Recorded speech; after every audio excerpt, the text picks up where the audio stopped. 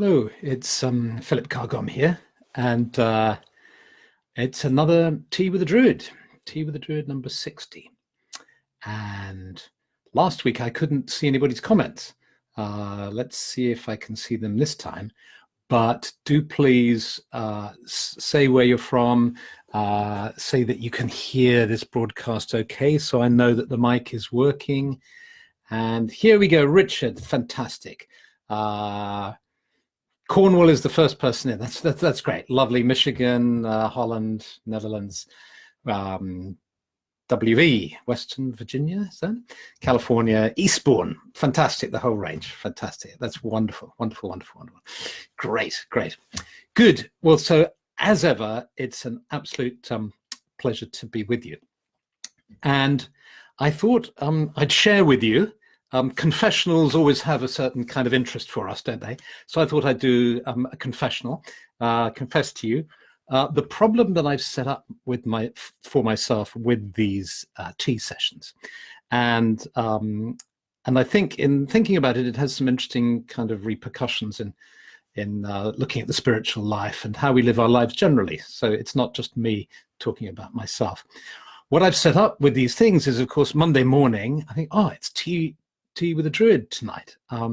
What shall I talk about? And what then happens is a moment of crisis, a moment of, oh my God, and my mind goes completely blank and I can't think of anything to share with you.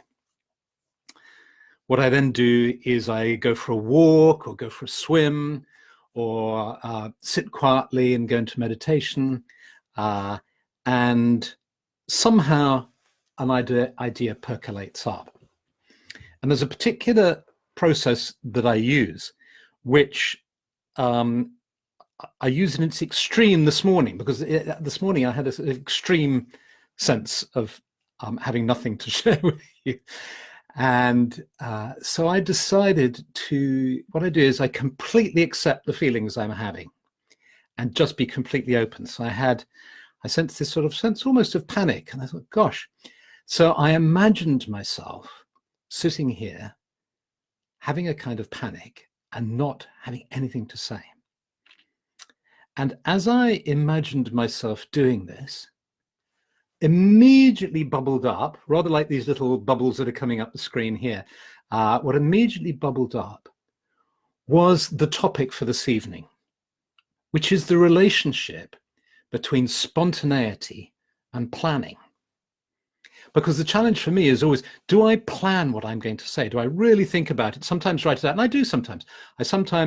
The idea comes to me in the morning and I write the blog posts. If you've ever seen one of the blog posts that go with these talks, they can be quite detailed because I've actually thought it through, typed it all up, given some references to other links or whatever. And that's the inspiration for the evening. And then by the evening, it's kind of in my head and I can talk to you about it. But I don't always do that. Sometimes I just get the idea and I sort of know, I suppose it's intuition, I don't know, or foolishness.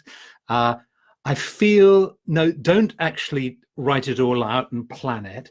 Leave it open, allow for some spontaneity, because then new stuff can come in and perhaps ideas will occur to you that won't have occurred before. So, okay, so that's how I do these evening sessions. Sometimes I plan them, sometimes they're more or less spontaneous. And so the question then becomes, well, is this relevant outside of you telling us about how you plan these tea sessions? Well, I think it is, because I think it works in how we live our lives, really. If you think, let's transfer it to our social lives. You know, the way you can plan a social event, and sometimes you can over-plan it. You have an idea for a party or something like that, and you are so fixated on the result. It's got to be fantastic. It's got to be wonderful. You kind of over-plan it, and then when it happens, maybe it isn't as great as you thought it would be. Maybe it isn't. But there are ways in which the opposite can occur, where you have a spontaneous, you suddenly think, hey, I'd like to meet some friends. You pick up the phone and you meet up with some people. And that can be fantastic as well. But again, that can go wrong because you invite everybody over and then you open the fridge and there's nothing in it. So you've got nothing to give them. So in the end, a bit of planning and a bit of spontaneity is the sort of obvious way, the sort of the middle way between the two. And I've been applying, I think for me, to have a kind of experimental attitude towards life, to allow oneself to make mistakes is terribly important. When I first started giving talks about spirituality, I was completely spontaneous. So for years, I would make no notes. I would simply tune in and then speak. And then after about 4 or 5 years, I had a couple of experiences of literally my mind going a complete blank, and the intense embarrassment of having an audience of 100 people sitting in front of me and not being able to speak. Hugely horrible at the time, but hugely helpful in the end. So I think if one can really allow oneself to experiment, and perhaps it wasn't fair in that case for all the people who were listening, but if one can allow oneself to experiment with spontaneity versus planning, it can help hugely. If you're a writer, and here now let's look at it. We looked at it in the sort of social context of how being spontaneous socially can be great, but sometimes you need to do some planning so you've got enough beer in the fridge or whatever it is. And how about creativity? And that's what kind of settled it for me, this tension between spontaneity and planning. The very first book I wrote, I decided to do it completely spontaneously. I had an idea, which I think was a good idea, and every day I would just tune in and write a kind of stream of consciousness book. And I wrote about half of a book. And it was in the time of the very first Macs, which, believe it or not, just had floppies. They didn't have hard drives in them. And one day I didn't copy it. I was just writing it in the computer, thinking it was new technology then. And one day a message came up on the screen saying, "This disk is unreadable. Do you want to initialize it?" And I thought, initials? Yeah, it sounds like embroidering initials on a handkerchief. Yes, why not? Put my initials on. Go ahead. So I pressed the button. And there was bzz, bzz, bzz, bzz, bzz. And that was the sound of my book being wiped off the floppy disk.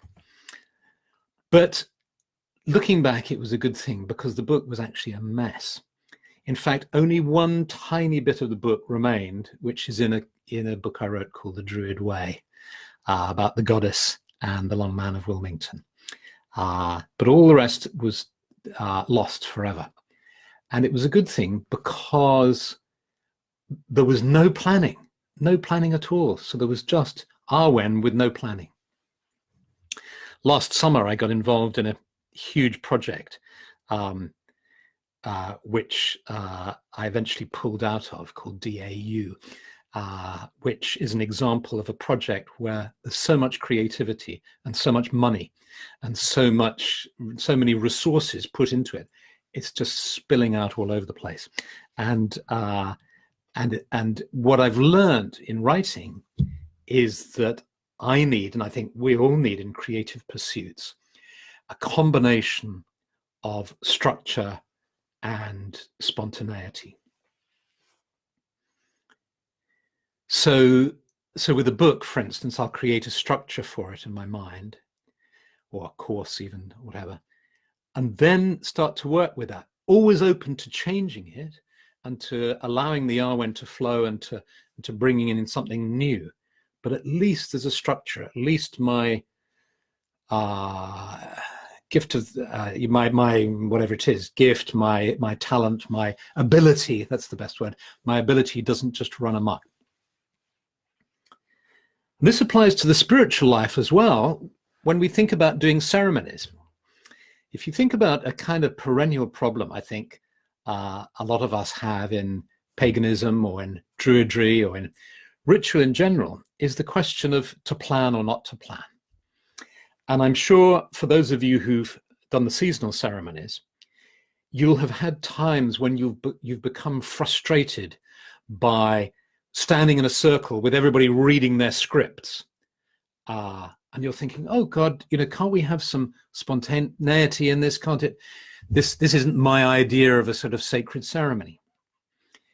So, but have you ever tried doing it without any sense of structure? Now, again, sometimes it does work, very occasionally, and usually it's with a small amount of people, or perhaps when you're on your own.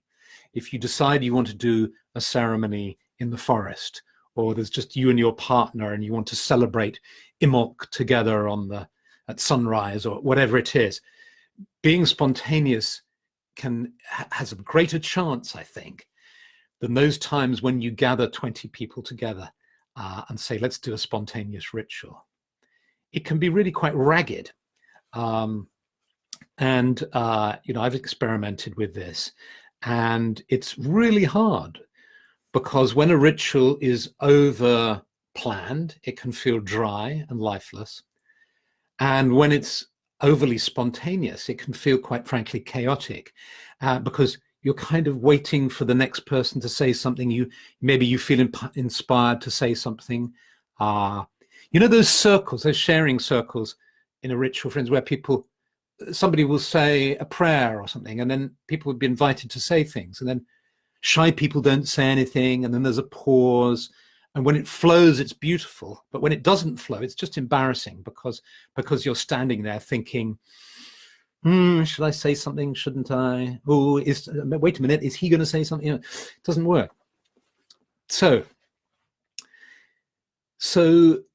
it seems to me something which is, I suppose, obvious, but the obvious is sometimes worth stating, is that as human beings, we need structure and we need freedom.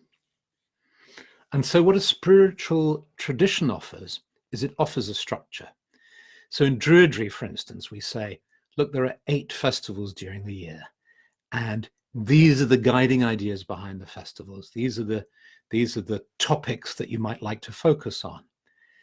And there's a particular way that we can begin a ceremony. There's a particular way we can end it. And the various ritual gestures and phrases and acts. But within that, feel free to be spontaneous. Feel free to allow your own unique individuality to come into this. And when I was in New Zealand, we had a fantastic bardic circle in which the topic we explored was tradition versus innovation. And I think I talked about this at last week's tea, about how somebody had come up with this idea of, based on the tradition we have of saying in Druid ceremonies, we swear by peace and love to stand, heart to heart and hand in hand. And that's a lovely traditional phrase that we use. So that's tradition. And then somebody came up with an innovation, with a spontaneous kind of innovation, which is for everybody to stand like this. And then one by one, you say, so you get, I swear by peace and love to stand, heart to heart and hand in hand. And then I move my hand and I hold the next person's hand. And then they move their hand and they say it. And in a small circle, it's very beautiful, each person saying it, each person contributing. So I think that, for me, that was a lovely example of how planning, structure, tradition offers us a container, and then into that container can come some inspiration and some innovation. So Becky's saying, and Anita talking about being perfectionists. Yes, and when you're a perfectionist, you don't want to get it wrong. So the danger of being a perfectionist is that you can overplan. And I don't know what's the opposite of a perfectionist? Somebody come up with the word, I can't think. But, people who don't make any effort at all, and then things can go just a mess. Juliet, 20% planning, 80% let it unfold. That's a nice formula. Yeah. So let's apply this understanding now to our meditation. So we're going to do a meditation now, which, if you've been in these teas, you'll know what they're like. They're basically around 10 minutes. They have a structure. We'll look at the structure. They have a structure of around 10 minutes. They are set in the sacred grove, a clearing in the forest, which I just suggest, but I also give you the option to, if you don't like to be in a clearing in the forest, you can imagine standing by the sea or being in an open meadow. It's on top of a mountain. It's up to you. But a sacred grove, the reason why we like it as Druids is because A, it affirms our love of the forest and our love of the trees, and B, it actually creates that containment. A grove is a clearing often envisaged as kind of circular, roughly circular. It's a clearing in the forest, so it's a containment. So it symbolizes this idea of limitation, containment, structure, tradition, all these things. But then into that, we invite new experiences, spontaneous feelings, and so on. And I suggest tuning into nature, connecting with the earth and the sky and the trees. Again, it's a threefold structure of getting grounded in the earth, connecting with the trees, is the sense of being alive, connecting with the senses as well, the smell of the trees, breathing, focusing on breathing, and then the earth above, connecting with the energy of the earth, and then they come down and meet within the center of your being. So that brings a kind of grounding and centering. And then within that, and then I suggest something in the meditation that allows spontaneous feelings and thoughts and inspiration to come through to us. And then we close with the structure again. So that's an example of how the tension or the relationship between structure and spontaneity work. So let's actually put it into practice. Let's do it now.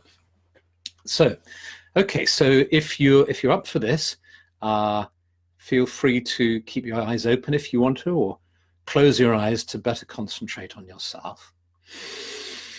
Take in a deep breath, let it out. And as you let it out, you can perhaps think of a phrase we use in Druid ceremonies, which is, as we step into a circle, we leave outside all disturbing thoughts. We step into the sacred grove and we sense ourselves seated or standing in the sacred grove, the earth beneath our feet. And we sense the earth, this wonderful living organism, with all its creatures, all its life, the soil, the crystals, the minerals, the water. And we feel grounded and we feel stable. And we let all the tensions of the day just drift away into the earth. And sensing our love for the earth, sensing being stabilized and in harmony with the earth, we become aware now of the trees around us. We sense the trees rooted deep in the earth, their roots stretching down into the earth, bringing a sense of stability and calm. We sense their trunks rising up, their branches and their leaves, and we breathe in the oxygen they are creating, breathing in their perfume, the essential oils that the leaves excrete. We breathe in the perfume and the air of the trees.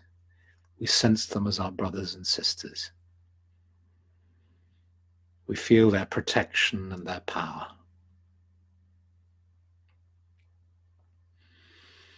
And then we become aware of the sky above us.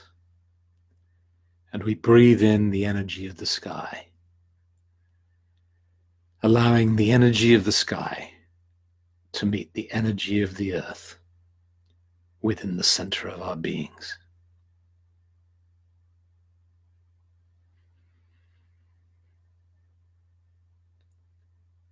And we open now to the wonder, the special magic of being seated together in this clearing. Friends from all over the world are seated by trees too. There's this sense of connection here, but also openness. And feel free now just to tune in to the aspect of this grove that calls to you at this moment, whether it's the earth, the sky, the trees, the circle of people in the grove.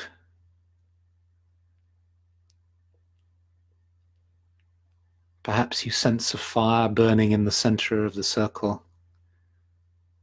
Just tune in, feel drawn to one particular aspect of this grove and be open to the inspiration it brings you. And we'll sit together Just enjoying this silence and this moment together for a while before we finish.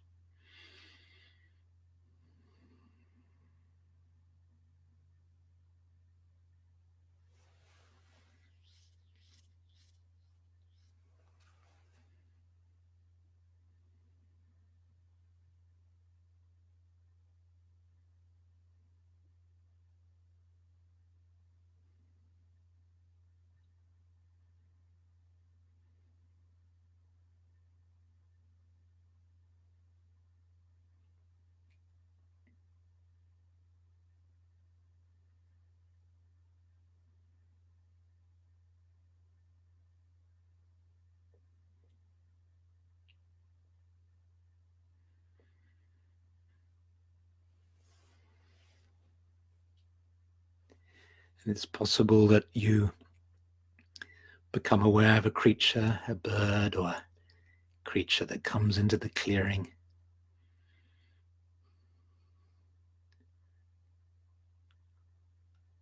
Or perhaps it's just the sense of peace and of being out in nature that brings inspiration to you. And knowing that you can come back to the sacred grove at any time. Just now sense yourself just placing the palms of your hands on the ground in front of you, so you sense the earth. Sense your love for the earth, for the stillness, for the trees around you, and for the energy of the sky above you.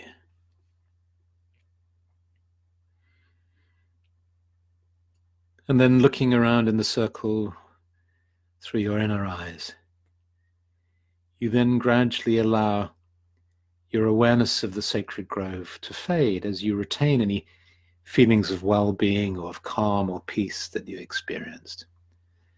Just allowing the image to gradually fade in your mind as you become aware of being seated here in this space that you're in, whether it's sitting in front of your computer or your telephone or your tablet.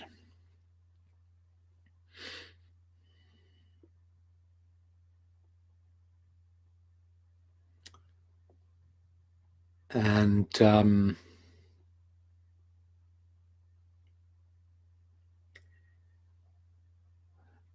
I hope you enjoyed that. I'm just looking at some of the comments. Erica talking about planning and practicing ritual skills allows for freedom of expression and spontaneity. Those of you who've worked in the theatre know that that's why the rehearsal is so important. Stephen Rogers says life is not structured, it is spontaneous. Well, it depends exactly what you mean, but actually there is structure. I think look at the wonderful structures of DNA. Structure is something that exists within life, but maybe you meant something slightly different. So I think there's the structure and the spontaneity. So, and then Jill Bugaski is talking about pantsing versus planning in terms of writing it. Of course, it's a big discussion in terms of how you write a book, whether you go for total spontaneity or for planning.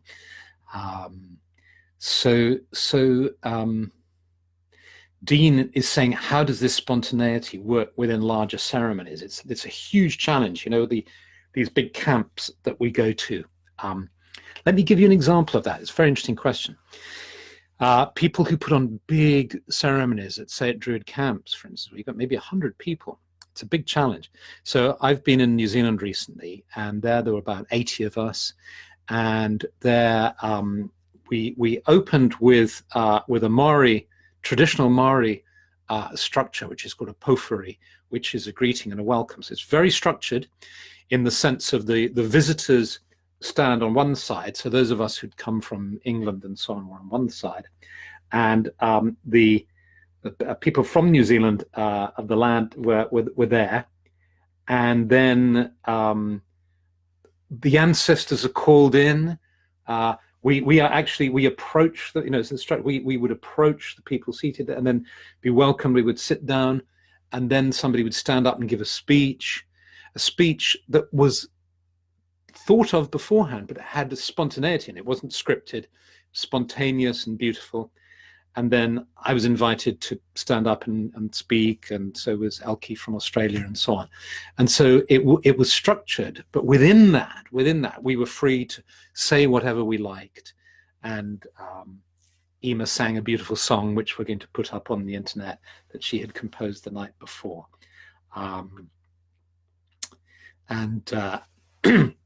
Jules' cousin saying, I valued the scripted ceremony until I could fly. It's just like learning a skill. I think if you learning how to paint or anything, you learn how to do things, that you develop the technique first, and then you allow yourself to fly.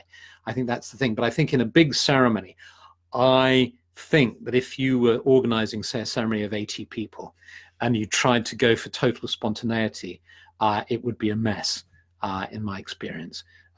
You would have to create a structure, and in a way that's the value in using the same structure. That's why in OBOD, for instance, we have fairly standard opening and closings of ceremonies. It means that as you work with it over the years, you know what to do, and then you can feel free within that to bring in some of your own embellishments and so on, but you know the structure. Nancy got an owl coming into her circle. I could hear birds singing in the trees. Yes, a beautiful bird flew into my tree as well. A griffin. Okay, a great spiral emerges. Lisa talking about getting together in the circle in Sweden. Yes, we're having a Druid camp in Sweden in June. Midsummer Magic. If you'd like to come to Sweden, have a look at just type in Midsummer Magic, Druid, OBOD into Google and you find it. Lau Lozano is asking about writer's block. Well, I don't know. That's interesting, isn't it? Thinking about I think perhaps it's when you get caught between these two stools of, maybe you plan too much and that dries you up. You try swinging to the other way and being completely spontaneous, but you're not getting the flow. And Tchaikovsky said, we have to meet inspiration halfway, which I think is very, very true. Like if that you have to make some effort, set up your computer and then turn up at the desk, even though you don't feel like writing, start to try to write. You've got to make the effort. I've also tried, if you've got the time, try this. Try writing a book with no pressure, no deadline. No, and only write when you feel moved to write. To begin with, it's incredibly liberating. You say, oh my God, this is fantastic. I will, you become the poet in the attic. I will only write when the muse visits me. And it may work to begin with. You may find yourself feeling so free and so, inspired and all the rest of it. But I think you will be a rare bird if you keep going like that. Because I don't think it works like that. The muse will sit back in her armchair in the sky and will wait for you to come to her and to do a bit of work to come to her. So I think we have to meet the muse halfway. We have to work with some kind of structure. So thank you so much for coming along, and it's been lovely talking with you. And I'm going to read all your comments and after I've had a cup of tea. So many, many blessings, lots of love, and see you again next week. Bye.